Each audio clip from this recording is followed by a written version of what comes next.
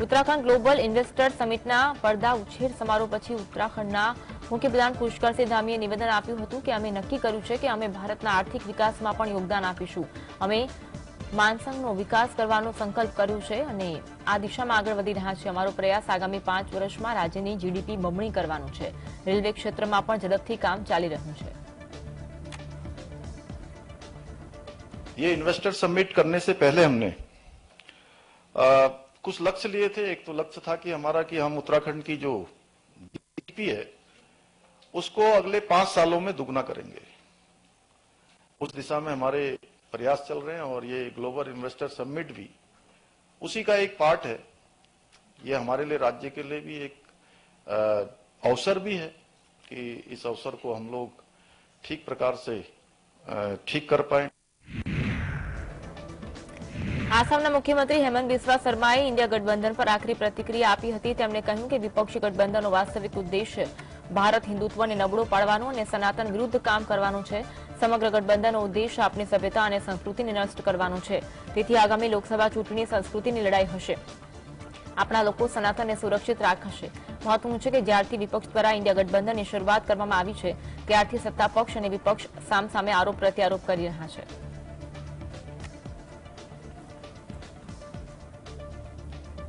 देखिए, पूरा ये जो विपक्ष का अलायंस हुआ है, इसका जो असली मकसद है ये भारत का हिंदुत्व को वीक करना और सनातन का खिलाफ काम करना।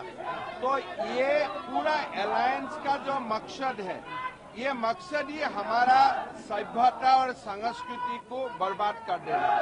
तो इसीलिए अगली जो लोकसभा चुनाव होगा ये सिविलाइजेशन।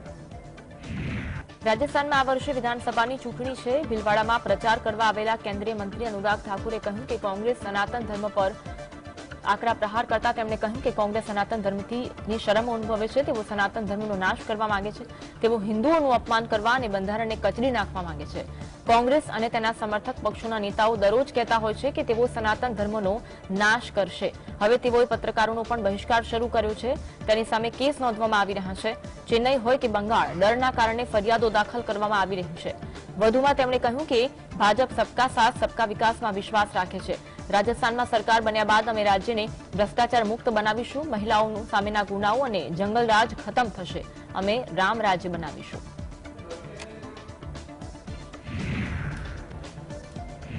ઉત્તર પ્રદેશને હાપુડ પોલીસ દ્વારા તેમના પર પુનઃસ્થાપિત કરાયેલા લાઠીચાર્જ સામે હડતાલ પર ઉતરેલા વકીલોએ તેમની હડતાલ સમાપ્ત કરી। ઉત્તર પ્રદેશ સરકાર અને રાજ્યની બાર કાઉન્સિલ વચ્ચે મોડી રાત્રે યોજાયેલી બેઠકમાં વકીલોની માંગણીઓ ધ્યાનથી સાંભળવામાં આવી અને તેઓએ તેમની હડતાલ સમાપ્ત કરી। આરોપી પોલીસ ઇન્સ્પેક્ટર સામે સસ્પેન્શનની કાર્યવાહી કરવામાં આવશે। આ ઘટનાના સંબંધમાં નોંધાયેલા એફઆઈઆર રદ કરવામાં આવશે। વકીલોએ કરેલી માંગણી માટે કમિટી બનાવવામાં આવશે। Bar council of Uttar Pradesh के डेलीगेशन के साथ माननीय मुख्य सचिव, डीजीपी, प्रमुख सचिव गृह, एलआर महोदय एवं बार काउंसिल के अध्यक्ष तथा सभी पदाधिकारीगण के साथ बैठक हुई। बैठक में सभी बिंदुओं पर विचार किया गया। जो माननीय अधिवक्तागण के मांगे थी उनको ध्यान से सुना गया तथा जो वार्ता हुई वो सफल रही। उन लोगों ने सभी बिंदुओं को समझ के हड़ताल तत्कालिक रूप से वापस लिया और ये निर्णय सर्वसम्मति से लिया गया है। इंडिया गठबंधने 10 चैनलना 14 एंकरोनो बहिष्कार करवानो निर्णय कर्यो। તેમણે બહિષ્કૃત એન્કરોનું લિસ્ટ જાહેર કર્યું, જેમાં અદિતિ ત્યાગી, અમીશ દેવગન, આનંદ નરસિંહા, अर्नब गोस्वामी, अशोक श्रीवास्तव, चित्रा त्रिपाठी, गौरव सावंत, नविका कुमार, प्राची पाराशर, सुधीर चौधरी, सुशांत सिन्हा અને શિવ અરુણનો સામેલ છે, જેઓ અલગ અલગ ટીવી ચેનલના એન્કર છે। આ મામલે કોંગ્રેસે સોશિયલ મીડિયા પર નિવેદન આપતા જણાવ્યું, દરરોજ સાંજે 5 વાગે કેટલીક ચેનલો પર નફરતનો બજાર સમજાવાય છે, જેથી ઇન્ડિયા ગઠબંધને નક્કી કર્યું છે કે અમે નફરતના બજારમાં ગ્રાહક બનીને નહીં જઈએ। અમારો ઉદ્દેશ નફરત મુક્ત ભારત છે।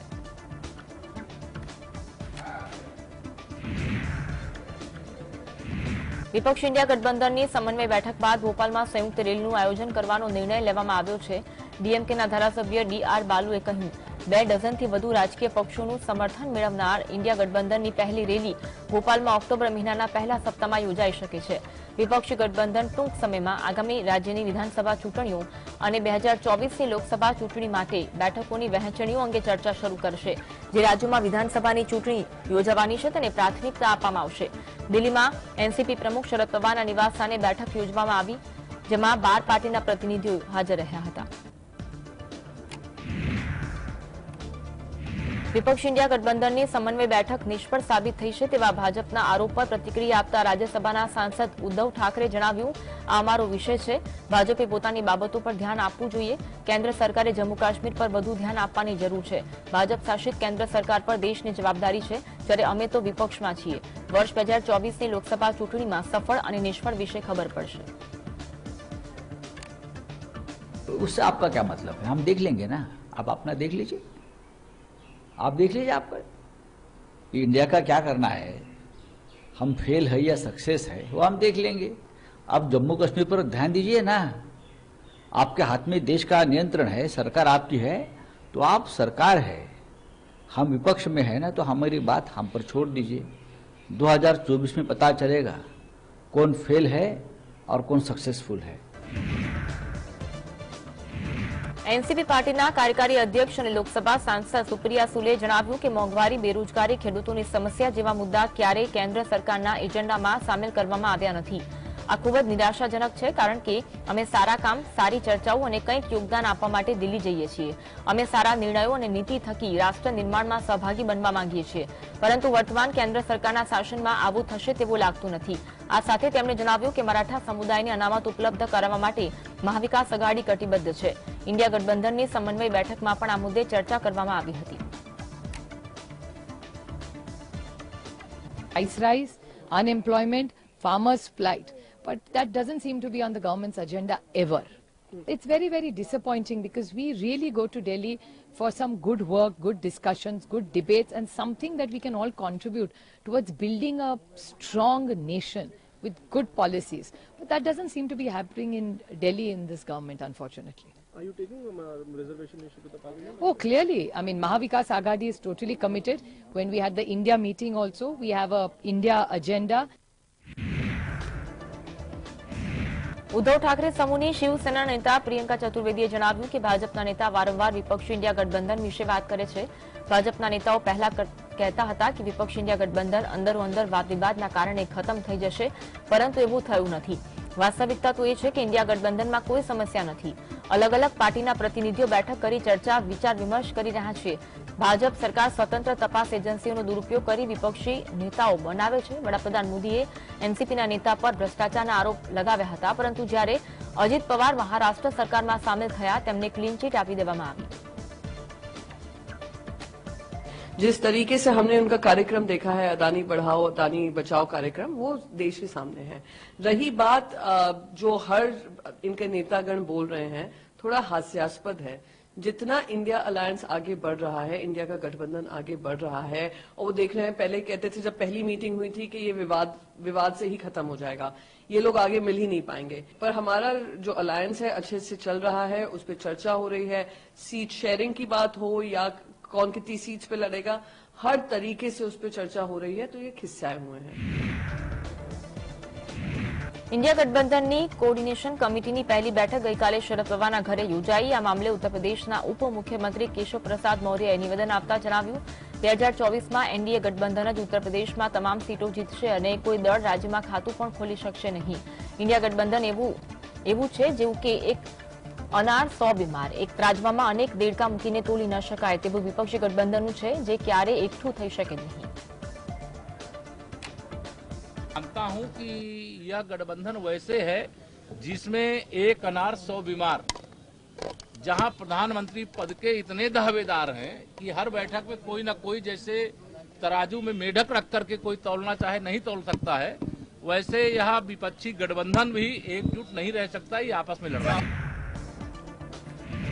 છત્તીસગઢના રાયગઢમાં જાહેર સભાને સંબોધન દરમિયાન વડાપ્રધાન મોદીએ જણાવ્યું કે થોડા દિવસ પહેલા G20 સમૂહના પ્રતિનિધિઓ ભારતના પ્રવાસે આવ્યા અને દેશમાં થયેલા વિકાસલક્ષી કાર્યોને જોઈ ખૂબ જ પ્રભાવિત થયા. દેશના તમામ રાજ્યો અને ક્ષેત્રોમાં વિકાસને સમાન મહત્વ આપવામાં આવ્યું છે. છત્તીસગઢ દેશના વિકાસમાં પાવર હાઉસ સમાન છે. દેશમાં પણ વિકાસલક્ષી કાર્યોને પ્રોત્સાહન ત્યારે જ મળશે જ્યારે તેનો પાવર હાઉસ સંપૂર્ણ તાકાત સાથે કામ કરશે. અમે છત્તીસગઢના બહુલક્ષી વિકાસ માટે અનેક કાર્યો કર્યા છે. કેન્દ્ર સરકારે છત્તીસગઢને નવી યોજનાઓનો લાભ આપ્યો છે. छत्तीसगढ़ हमारे लिए देश के विकास के पावर हाउस की तरह है और देश को भी आगे बढ़ने की ऊर्जा तभी मिलेगी जब उसके पावर हाउस अपनी पूरी ताकत से काम करेंगे. इसी सोच के साथ बीते 9 वर्षों में हमने छत्तीसगढ़ के बहुमुखी विकास के लिए निरंतर काम किया है. વડાપ્રધાન મોદીએ જણાવ્યું કે દેશ પોતાની ઉપલબ્ધિઓનો ઉત્સવ મનાવી રહ્યું છે. થોડાક દિવસો પહેલા વૈજ્ઞાનિકોએ ભારતની ચંદ્રયાન 3ની સફળ લેન્ડિંગના ભાગરૂપે દેશને મોટી ભેટ આપી. ભારતનું ચંદ્રયાન ત્યાં પહોંચ્યું છે જ્યાં અત્યાર સુધી વિશ્વનો એક પણ દેશ પહોંચી શક્યો નથી. વિશ્વભરના લોકો કહી રહ્યા છે કે ભારતનું ચંદ્રયાન સૌથી શ્રેષ્ઠ છે. 140 કરોડ ભારતીય લોકોના પરિશ્રમના ભાગરૂપે દેશમાં G20 સમિટને સફળતા મળી. નાના દેશોનો અવાજ આંતરરાષ્ટ્રીય સ્તર પર પહોંચી શકતો નથી, પરંતુ હવે તેમને G20માં સામેલ કરવામાં આવ્યા છે. भारत का चंद्रयान वहां पहुंचा जहां दुनिया का कोई देश नहीं पहुंच पाया था. और जैसे हमारे छत्तीसगढ़ में लोग कहते हैं ना, छत्तीसगढ़िया सबसे बढ़िया, वैसे ही आज दुनिया के लोग कह रहे हैं भारत का चंद्रयान सबसे बढ़िया. આગામી 18 સપ્ટેમ્બરે સંસદનું વિશેષ સત્ર યોજાશે, જે અંગે સરકારે બુધવારે એજન્ડા જાહેર કર્યો. તે દરમિયાન ભાજપે તેના સાંસદો માટે વ્હીપ જાહેર કર્યું. ભાજપે લોકસભા અને રાજ્યસભા બંનેના સાંસદોને ગૃહમાં હાજર રહેવાનો આદેશ આપ્યો. લોકસભા અને રાજ્યસભા સચિવાલયે તાજેતરમાં માહિતી આપી હતી કે સંસદનું વિશેષ સત્ર 18 સપ્ટેમ્બરથી શરૂ થશે. રાજ્યના કામકાજને ધ્યાનમાં લેતા તે 22 સપ્ટેમ્બર સુધી ચાલુ રહેશે. મળતી માહિતી મુજબ સંસદના વિશેષ સત્ર દરમિયાન બંને ગૃહોમાં પ્રશ્નકાળ અને બિન સરકારી કામકાજ થશે નહીં.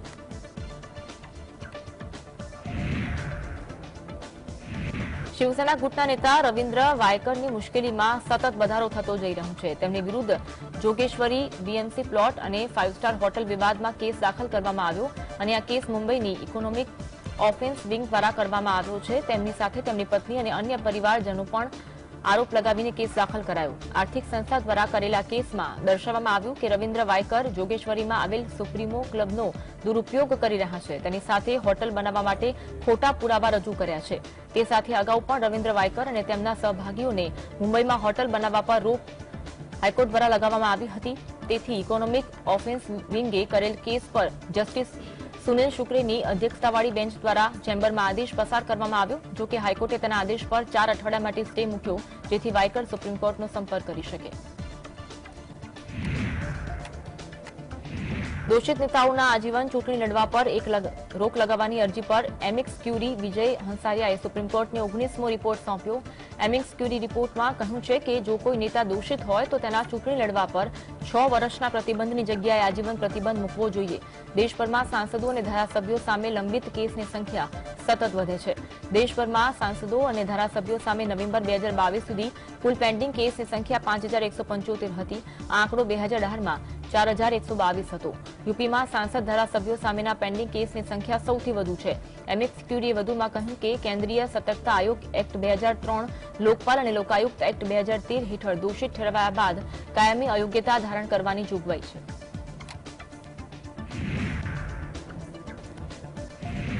સુપ્રીમ કોર્ટે ઐતિહાસિક પહેલ કરતા તમામ પેન્ડિંગ કેસના ડેટાને નેશનલ જ્યુડિશિયલ ડેટા ગ્રીડ પર અપલોડ કરવાનો નિર્ણય કર્યો છે.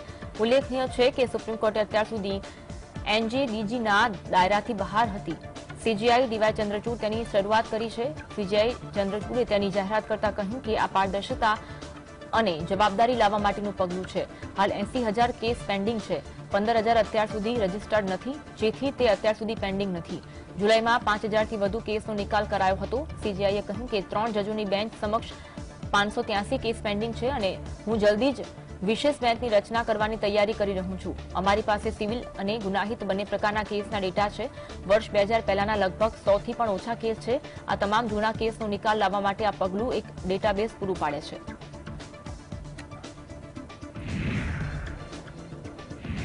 મુંબઈ એરપોર્ટ પર એક પ્રાઇવેટ વિમાન ક્રેશ થવાની ઘટના બની। આ વિમાનમાં 6 મુસાફરો અને 2 ક્રૂ મેમ્બર સવાર હતા। ખરાબ હવામાનના કારણે પ્લેન ક્રેશ થયું હોવાનું પ્રાથમિક દ્રષ્ટિએ સામે આવ્યું। મુંબઈ એરપોર્ટ પર તમામ વિમાનોનું ટેક ઓફ અને લેન્ડિંગ હંગામી ધોરણ માટે બંધ કરવામાં આવ્યું હતું। ડીજીસીએ તરફથી જારી કરવામાં આવેલી માહિતી પ્રમાણે જાનહાનિના કોઈ અહેવાલ પ્રાપ્ત થયા ન હતા। વીએસઆર વેન્ચર્સ લિયરજેટ 45 વિમાન વીટી ડીબીએલ મુંબઈ એરપોર્ટ પર રનવે 27 પર લેન્ડ થતી વખતે લપસી ગયું। ભારે વરસાદના કારણે વિઝિબિલિટી માત્ર 700 મીટરની હતી। દિલ્હી એનસીઆરમાં હવામાનની પેટર્ન અચાનક બદલાઈ ગઈ છે। વહેલી સવારથી શરૂ થયેલા વરસાદના કારણે લોકોને ગરમીમાંથી રાહત મળી।